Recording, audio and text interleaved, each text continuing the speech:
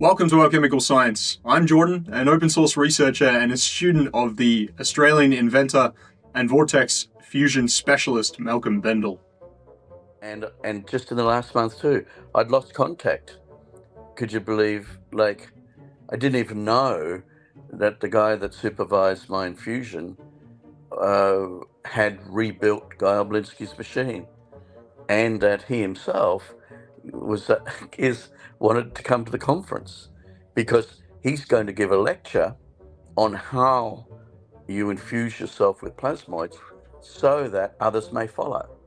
Now, I had to make a conscious decision, and this is what the Navy said to me was, if you do that, if you're going to, charge your blood up to 250,000 volts and infuse yourself with plasmoids, right, then it will probably kill you.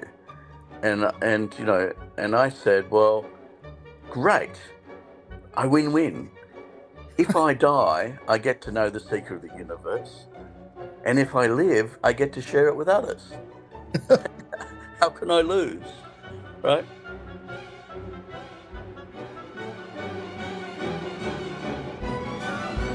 Well, we're still pretty busy gearing up for Cosmic Summit at the moment, so you're going to hear about that first, but you'll see that it'll be quite relevant to the title of the video as well. So remember, you can still get tickets or the video on demand passes. It's happening next weekend, so last chance now. And if you're one of those who's not able to come, don't stress. I've seen a few worried comments. This is going to be one of those events that you will hear a lot about afterwards. Not only is my wife Emma now flying in with me, where she'll be getting lots of bonus footage of the trials and the demonstrations going on, extra stuff that may not occur in the live streamed areas, all with the gracious permission of the Summit team. But there's also a number of podcasters and independent press attending to cover the event, so you're going to get everyone's take afterwards. In fact, you're going to get a far wider coverage than you would have if this conference wasn't happening. So everyone show your support and get a live stream pass or a last-minute ticket if you can. And otherwise, don't worry, we love you too, and you will witness a lot of what goes on from multiple independent angles in the weeks after the summit, I'm sure. Speaking of podcasters attending the conference, myself and Malcolm Bendall were invited onto the Grimerica Show last week. It was a one-of-a-kind podcast. I doubt you'll find another one like it outside of the unreleased archives of Joe Rogan. So I encourage you to go and check out the full podcast over on the Grimerica Show. Link is in the description as always. And thanks again to Graham and Darren for having us and giving Malcolm the floor. At any rate, Malcolm told quite a lot in this interview, including a number of details about how he infused himself with plasmoids and a bit more about his interesting background and his career. And in this video, I'm going to recap on that story, reveal a few more unexpected twists that Malcolm's lined up for the Cosmic Summit, including some exciting guests. And we'll tie it all up at the end of the video with some of the realizations that Malcolm had about maths and physics after his infusion and his subsequent period of seclusion, prayer, and fasting. So there's going to be a lot packed in. Let's get into that. So what is Malcolm bringing to demonstrate at the conference? Let's start here. Like I say, this is going to be relevant. Even if you're not coming, you're going to hear about Cosmic Summit 2024 for years to come, I think. So worth knowing about now. We established a beachhead now of 6 machines, in the US for the conference because of the history, directed malice. That plan was to have so many machines in the US that, their normal practice of, and it's, very well coordinated and very effective strategies they've been operating under was simply to, try and suppress the technology simply by, sabotaging it. I mean, nothing new under the sun. I mean, Martin Fleischmann, cold fusion, even the words that they generated to describe it were malicious. I don't know whether you're aware, but that I had the privilege to, spend a week with, a year before his death, in Salisbury Plains. The US Navy sent me there to catch up to him. Still, the general public doesn't realize that, Fleischmann and Pons, Martin Fleischmann, the way in which they went about discrediting him was so effective that, most people don't even know. Oh, yeah. that his technology was validated by MIT, who then, falsified the results, right? And still today, you'll hear people, cold fusion. Oh yeah, Oh, just mention cold fusion, and mention cold fusion, and it sets people off. yeah, and that was the deliberate, and that was a, psyop that those words did not come from Martin Fleischmann, right? Where they came from was they decided that when they set the parameters, can you imagine this? The deep state sets the parameters to what manifestations you'll have if you have cold fusion, like which are deliberately completely not only lies, but they were lies deliberately set up so that if you didn't meet those criteria, which meant that your technology, if so facto, was toxic, then you did not have cold fusion, or you did not have a safe, self-contained, non-radiating boundary, structured plasma, and so therefore the game was rigged from day one. Yeah. Because what we now know is that the it's anything but cold. Yeah. So, but it's simply that no one conceived of the true nature and structure of plasmoid. Now, also, a couple of Australian mechanics have finished fitting a Thunderstorm generator to a 1955 Chevy pickup truck, what we call a ute here in Australia, which they're going to be bringing to the conference. So here's a couple pictures, just so that you can get excited now. But Malcolm is over there with them at the moment, and he's promised to try and get us some more sneak peek footage before the conference, so hold out. An amazing job to the guys who did this. I look forward to meeting you both and your Plasmoid car at the conference. There will be a number of other guests present at the event who've been working on different aspects of Malcolm's invention or the plasmoid unification model, including, of course, myself, Bob Grenier, and Phil Dubois. But aside from the speakers, there's also going to be George Lush, an expert in annealing, who's been working on the Thunderstorm generator Vajras. He'll be attending. Sheila, a frequency researcher who has mapped the sonic geometry on oscilloscopes of the frequencies that make up the structure of Malcolm's plasmoid unification model. Ed Nightingale's also coming along. He's a master of decryption and geometry, and he'll be making himself available to guests also. And the conference organizer, George Howard himself, he has his fair share of plasmoid experiences too. He's been present for a number of the Thunderstorm generator demos and live trials already. So this is not his first rodeo, but it should certainly be his biggest by far, hopefully. So there's going to be a wealth of knowledge and different perspectives all gathered together to make one hell of an interesting weekend. Come along. Moving on to the main topic, though, this wasn't just a clickbait title. The man who built the machine that Malcolm Bendall infused himself with plasmoids with is also coming along, and it sounds like he'll be giving a talk on the entire plasmoid infusion process. So this is starting to get pretty sci-fi, even for me, and I'm somewhat desensitized. So I'm really looking forward to hearing the story in full at the summit. But in the meantime, Malcolm has dropped quite a bit of the tale on the Grimerica podcast that I mentioned earlier.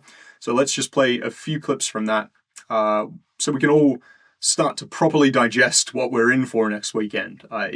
It's really quite a story, and this isn't half of it. How and why Malcolm Bendall infused himself with plasmoids. Mr. Barnfield was when I was 14, said, he called me to the office, when the PA comes, Bendall, can you come to the headmaster's office? And I said, the first thought that came into my mind is that they'd found my smokes. Yeah. So I went down there was my mum and dad, God bless them, and the vice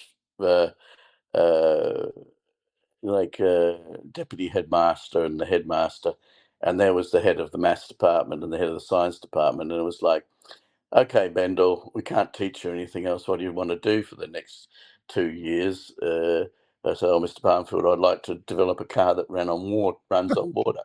And they gave me my own science lab when I was 14, $5,000 worth of equipment. And so, and, that's where, blessings bestowed. I worked for 2 years on trying to separate hydrogen from water and realized that the only way you could get even a reasonable amount of hydrogen that was destroying hydrocarbons, but you lose half the energy. So that's when I realized that society did not have the metric, did not have the knowledge to know how to do it. And I knew that maths was wrong. I realized that when I was 14. I said, don't teach me this, it's wrong. I don't know what the right thing is, but I'll find out. So basically, after 2 years, I said, Mr. Barnfield, the only way you can get hydrogen is to destroy hydrocarbons. Why would you do that when you lose half the energy? That's insanity. And now I'm in the insane world. When I came back from Ireland, everyone's talking about, oh yeah, we'll have a hydrogen economy. And I looked it up again I looked it up again and it said exactly what it said in the library textbooks that I read when I was 14, which is, by the way, for the audience, was 50 years ago, right? I figured out that you can't do that. We can do it, but you're losing half the energy. So why would you? Because effectively you're creating pollution anyway, but you're losing half the energy. And I come into this insane world where they're doing that, which is the way of answering a question. Why did I go that way? And how did I go there? How did I figure it out? I knew that there's nothing new under the sun. I knew that I had the privilege of, at 16 years old, being identified by the head of the Tibetan army, who had fought the Chinese all the way into Afghanistan, and then fought the Russians, then got poisoned, and then ended up in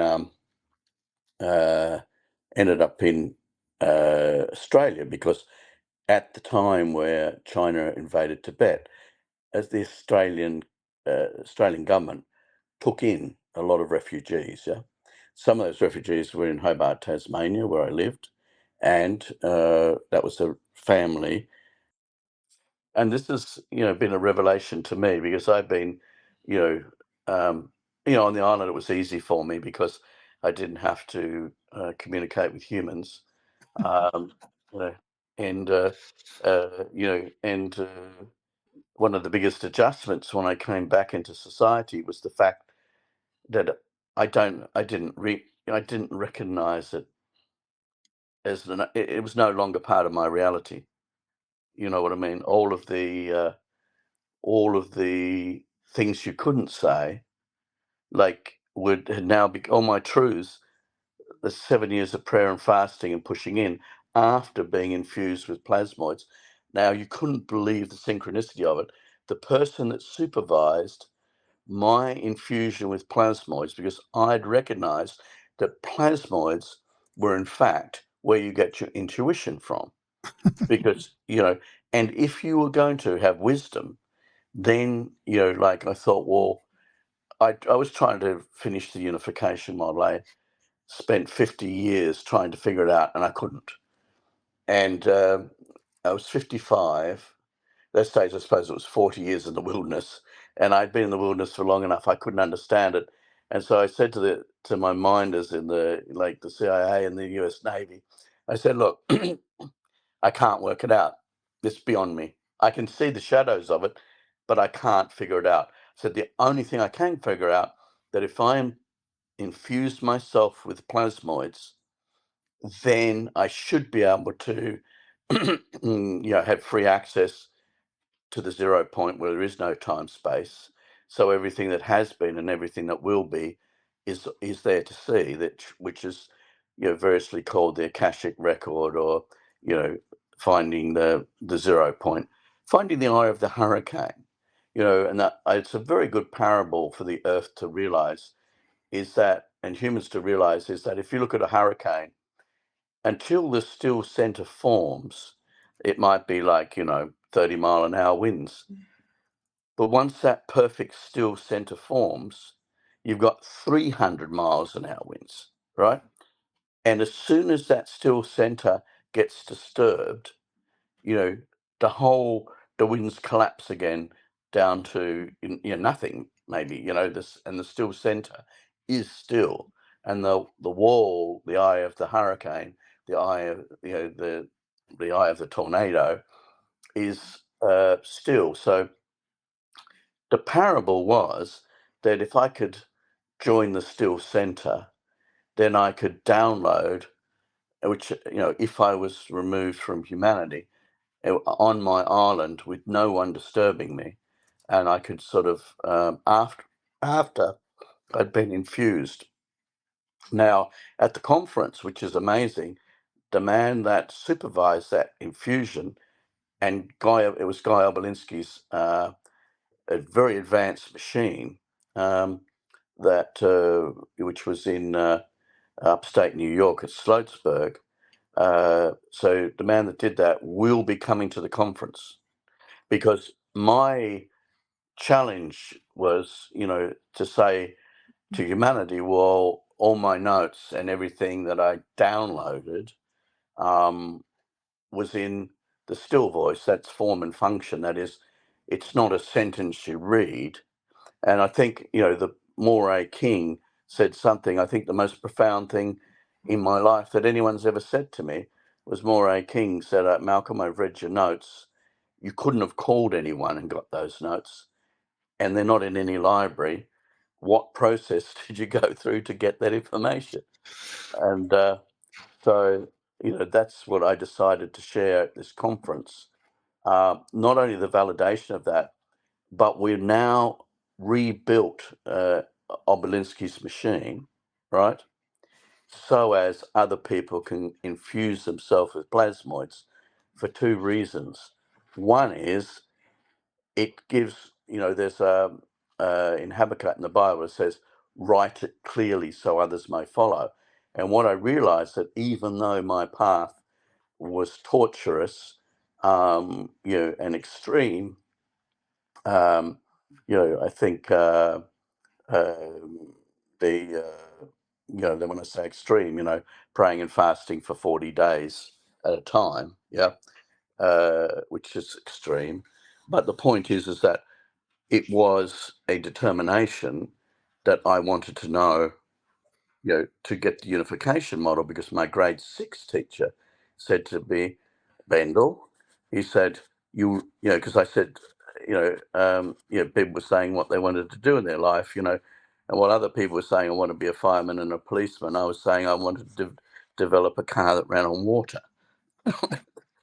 So, it was an unusual thing. But when I realized I just couldn't do it, because what my very wise grade 6 teacher said, Bendall, you'll never be able to design a car that ran on water, because no one has the unification model until you know how everything's put together, and you only can prove that when you can put everything together.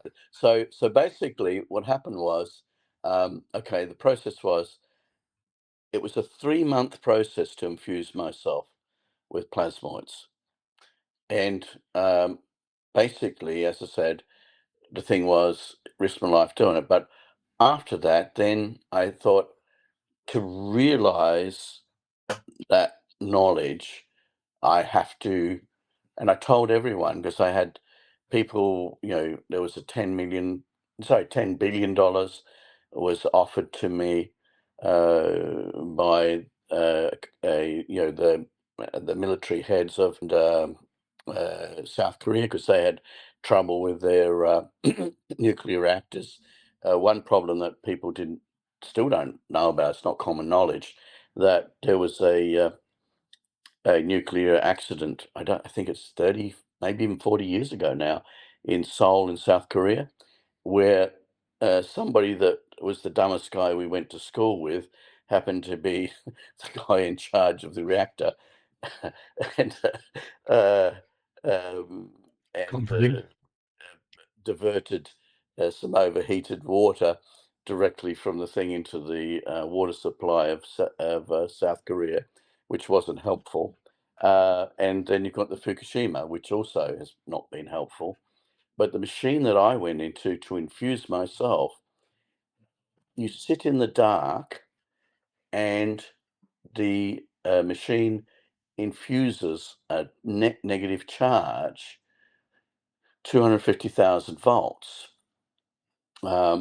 which then and literally fires plasmoids into you. Now that was when I took the shield off the machine, when I did my thing. But when you put the shield on, it's simply the voltage, and what it does is it's just like a magnet. It's negative charge, it's life, it's imploding charge, and it draws out through your acupuncture points that you can physically see, right? Which is basically east meets west. There was two things that happened in the process when I made a decision to infuse myself with plasmoids. I also accepted my own death for the good of humanity, and that's the highest calling, or the highest state of consciousness, where the soul within which the body grows survives. So it's a bit cheating, really, because I know I'm not going to die. Others have a different opinion, but the soul within which the body grows survives. The frequency imprint, or the blueprint that that we are, transcends life. Yeah. Right. We are just a manifestation. But in this manifestation, I have determined that, or realized, my genetic proclivity, that is, the Tasmanian Aboriginals were cited by Sir Joseph Banks as the closest to the Garden of Eden, that is the closest to God. But then they were slaughtered because their heads were valuable for the museums, because Darwin had also said they're the missing link between apes and man. So basically, on behalf of my, representing the Tasmanian Aboriginal people, which I did, by the way, in Mabo, I was the spiritual leader that represented Mabo. Yeah. So, in that reconciliation, but I did point out to the Australian Aboriginals that they invaded and massacred the Tasmanian Aboriginals, because they came from originally Bangladesh with the dingo, and the dingo outcompeted and destroyed on the mainland Australia the Tasmanian devil and the thylacine, the wolf, the Tasmanian wolf, and the wolf was extinguished, almost extinguished. I know where there's an enclave of them, because I was a prospector and went into the deep dark depths of Tasmania. There are populations of the Tasmanian wolf still existing, but the point was, is if you go to the other side, the reason that I ended up in Tasmania, or the family ended up in Tasmania, is because my roots were from Mary, Queen of Scots, who was beheaded. And when I went to the Vatican Library, I found out that my grandmother asked me to claim the throne of Scotland, which I did in 2003, having presented all my proofs to the priests of Iona, who have always inducted the kings of Scotland. So there's another ugly thing. I mean, on this topic, I've heard a lot of neuroscientists discussing exactly these ideas lately. I mean, notably, and they're just the larger ones in the public realm. I'm aware that there's many others, but Joe Dispenza and Wim Hof, who's certainly not a neuroscientist, but he knows a lot more than many neuroscientists do, at least on how to control his own brain, on how to actually do these things. But there are just some interesting examples that actually teach these principles and describe it in terms of vortexes. And we can see on EEG scans a huge blast of energy that can occur just simply through things like meditation. So let alone something like plasmoid infusion followed by periods of meditation.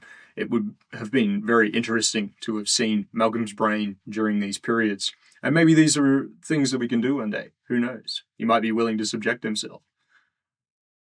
Now, just a quick note here. Plasmoids have been called many different names over the years. The phenomena has always existed. These conscious plasma structures are an integral part of the fundamental nature of our universe. When plasmoids, and that's known, as I said, plasmoids was Winston Bostic's term in 1958, which was sort of, describing a whole family of different related implosive structures. But that was 1957. Ken Shoulders called them exotic vacuum occurrences, EVOs. If you go back to King Solomon, he called them the Shamir. And they've been given many other names than this throughout history as well. You'll find more information on that in some of my other videos. There's quite a few. But going back to the topic of plasmoid infusion and attempting to unify considerations of space and time and frequency, the result of such an act, I wanted to play a couple clips where Malcolm spoke about the realizations that he had during this period. So he spent some years searching for answers, and he found many in his research and in others' research already. But he was unable to unify all of these factors and see a way to properly apply them according to his own account until he committed himself to infuse himself with plasmoids and spent a long period of isolation to consolidate and observe his realizations in nature. So I'll be speaking about a lot of the things that Malcolm mentions in this clip at Cosmic Summit as well. And Randall Carlson also often speaks about these mathematical principles, the harmonic numbers in relation to the cosmos. And Malcolm also considers Randall's work foundational to his own work. Ed Nightingale, who I mentioned earlier, will be joining us as a guest at the summit as well, and he'll be available to guests to discuss his work too, and he knows these principles well and uses them. So I've begun to realize that a lot of us have actually stumbled upon this secret doubling and tripling sequence in some way or another. Maybe we don't know what it is yet, but we're using it already. And you may be one of them. It's become quite entertaining, really, because I've got many emails and comments from around the world now from people saying, hey, I've been working with these numbers for years. I thought I was going crazy seeing them everywhere. And I'm very happy to be the one to tell you that you're not crazy. You have, in fact, stumbled upon the music of the spheres, the correct application of an ancient harmonic language, which can accurately describe all scales of the architecture of our fractal universe, as you may have realized. And this is exactly the same language that Malcolm has employed in the design of the Thunderstorm Generator and in the direct matter-to-energy drive. He's emulated nature. He's emulated and manipulated time itself using geometry and opposing vortexes. Simple principles. So let's hear a little bit from Malcolm about his realizations. Here's the clips. But the disturbing thing is, as I said, when I came off the island, and I had first met up with Randall, who obviously had already outed me. I changed my name and hid for 10 years because my first cold fusion device I spent 5 years on it, $5 million between 1998 and 2001. And, that device was the first, was my first device that I built, which is a completely different design. It still exists to anything I've shared to date, but simply it was probably too far ahead. So what we're doing at the moment is leading with the simplest application that you can think of dueling tornadoes, which is a thunderstorm generator, which shows the principles from which people can understand that it develops, ball lightning, and that ball lightning has the capacity as an imploded sphere, like a torus or donut. It has the capacity to, transmute elements or reconstruct elements. Yeah. But anyway, going back, and this is to do with time and frequency. So what Nikola Tesla said is he talked about his 369, right? Secret of the universe. What we have here is that those numbers are very fundamental to our solar system because I'll go back now to the solar system. If you look at the plasmoid unification model, the big breakthrough is realizing on a clock you have 24 hours, yeah, or 12 hours on the clock, but there's 12 hours and 0 hours are in the same point, or 24 hours and 0 hours are in the same point. For a compass, 360 degrees and 0 degrees in the same point. Now, I'll challenge anyone to tell me where that clock and compass came from. No one can, because it's so far back in history, and I'd suggest 150,000 years, that no one knows where that information came from. Because, but that was my huge breakthrough. Then when I realized the paradox, and we learnt it when we were in primary school, that remember you used to cut out a circle and color it in with the different rainbow colors, and you spun it, and then it turned white. Or, when you're in your science class, you took a glass pyramid and you split light into its different frequencies, right? So, and that is the parable, is when you have all colors, you have no colors. That is, when the colors are all together, you can't see them, right? So that's what the plasmoid unification model is based on. Then I realized, oh my God, I can actually figure out the whole of our reality. Because what I can do is, if I put at that 0 point all the frequency numbers, and it's on the model of the elements, because that was, as horrendously oppressed as was the fact that Martin Fleischmann's, which I think NASA's now calling it, which I laugh about, is called lattice confined, like lattice confined atomic reconstruction, or whatever they use. Anyway, they don't want to say cold fusion because that was their original word, and they'd already slandered and defamed that. So now they have to make up an imaginary, they have to reimagine the truth. Well, that reminds me of when you were talking to George Howard and Adam Young about the vases, the ancient vases, the precise granite vases, where you mentioned that changing the volume. So when you're talking about going from thimble to cup, like changing that volume changes the energy, right? Well, yeah, because if you imagine that the football stadium is a sphere, right?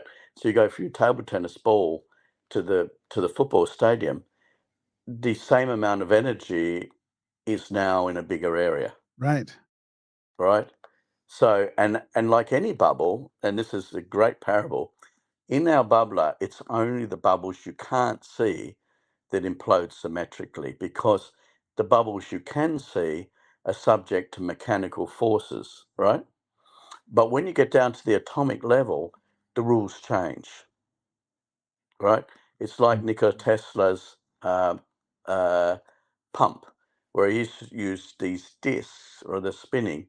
Now, a spinning disc used on a fishing boat or a big ship, so that when you've got heavy rain and when you've got the seas breaking over the bow and going on to that, it throws the water away, right?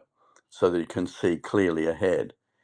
It's quite a good parable, because, but if that glass spins faster, it would actually drag the water into the center, because there's a point at which the atomic forces overcome the mechanical forces.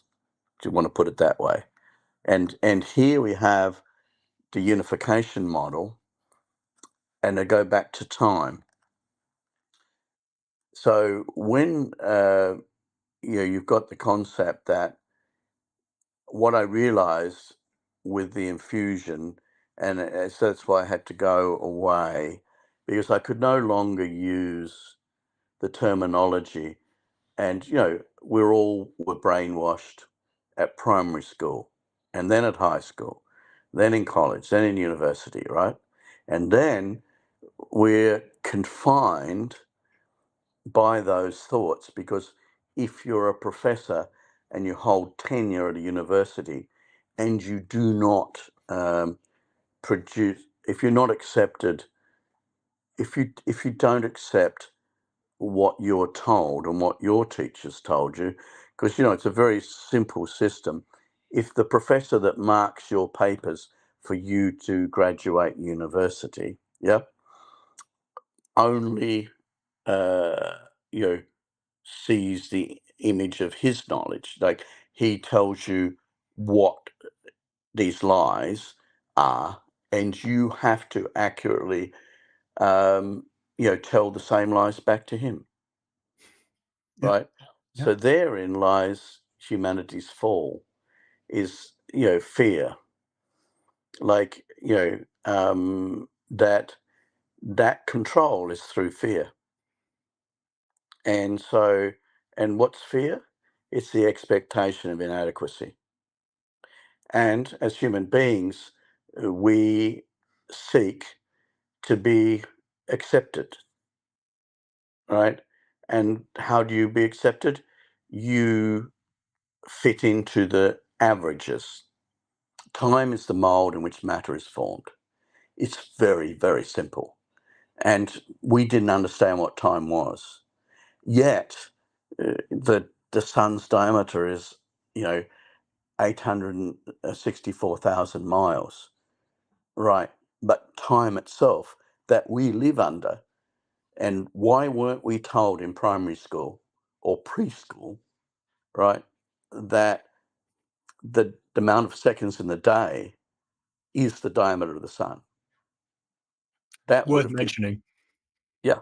And Yeah. that the moon faces the sun, and like it's literally a mirror image of the sun, whereas the sun square is 3456 and the moon square is 864. So the square on the moon represents ether and the circle represents matter. And why? Because the circle is 2,160 miles across, which is the 2,160 years of the 12 zodiac signs, which makes up 25,920 years, which is the distance the moon travels in 12 hours. It's 2592. 2592 is 2592. Coming back to what I was saying before, I came back into a society that believes hydrogen is an element and that believes the sun is made of hydrogen, right? Mhm. Which is a lie. So now I become one person out of 8 billion people that knows it's a lie. If you add a 0 to that 2592, you get a great year too. Exactly. So therefore, what I'm Fractal. trying to communicate is that the distance in miles is the same metric as time. That is the key to the unification model. You see what I mean? Distance and time are the same. Is that the same metric that we use? Is it because I think it's the orbital time of each planet to its distance is that calculation we were going over with Randall a few weeks ago? Yes, exactly. It has to be because it's 108. 108 times 108. Yeah, exactly. times the distance that times the diameter of the sun is exactly the distance between. You're giving me goosebumps now because what I'm going to tell you next. It's within 0.02%, which is closer than I'm building high-end steel out of. And I still maintain, and this is something Randall and I argue about, is I'm saying I bet you it's perfect and we're measuring it wrong. And he thinks it's the other way around. I think that one day when we can measure those planets, those numbers will be perfect. Well, actually, yes, a little They bit. expand and contract, though, right? Correct. They are breathe. variable. So yeah, They're exactly. breathing. Yeah, They're breathing. breathing. So the sun, our solar system, is breathing every 11.111 recurring years. Yep. So it's breathing in and breathing out. So therefore, its north pole swaps to its south pole, and then its south pole swaps to its north pole. Is that related to that lighthouse effect at all? The lighthouse effect. You have to explain that to me. How does that go, Graham? That was like that it's like the universe is constantly blinking on and off or something like that. We interviewed a guy like a light bulb or something, right? Like yeah, exactly. Frequency. It's a way to visualize it. Has a frequency. So therefore, yes. And it comes from, so you take your 25,920 years. Now get this, protium is actually what the society calls, I wouldn't say we because I don't anymore. I was taught that, when I was 12, I think. And by the time I was 14, I knew that was bullshit along with everything else. So I didn't, I didn't subscribe to that anymore.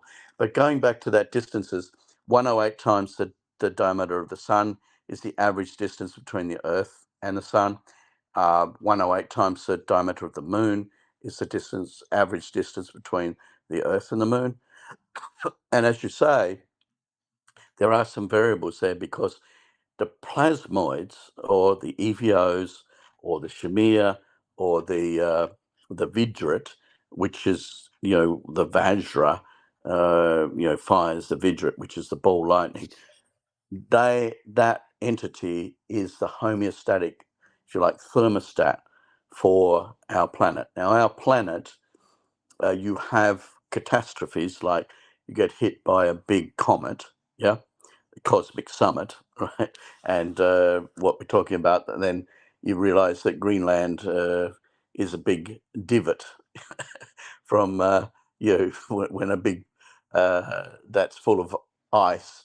And Randall's done fantastic work on that, the ice cores and identifying the cycles, the breathing in and out of our planet, yeah, on those long cycles, and also the 25,920 years, which is that cycle 2592, which is the melting point of protium, which we falsely call hydrogen, because hydrogen is a group, it is not an element. And the group that we call hydrogen, I believe, was put together as disinformation to, again, remove us from the truth, the Tower of Babel thing. Okay, we're going to just leave it there for now. I hope I'll be able to get you some clips of the Plasmoid car before the summit, pending. But I'll also be spending significant time delving deeper into Malcolm's plasmoid unification model and his toroidal model of the elements, which is built on the foundations of Walter Russell's work, as well as Randall Carlson's and many others. Something we'll be discussing in their own right as well. Once I'm back from Cosmic Summit, it's going to continue. I'm all in on this now. Until then, remember to go and subscribe to the Grimerica Show and check out that full podcast if you are interested. Otherwise, stay tuned.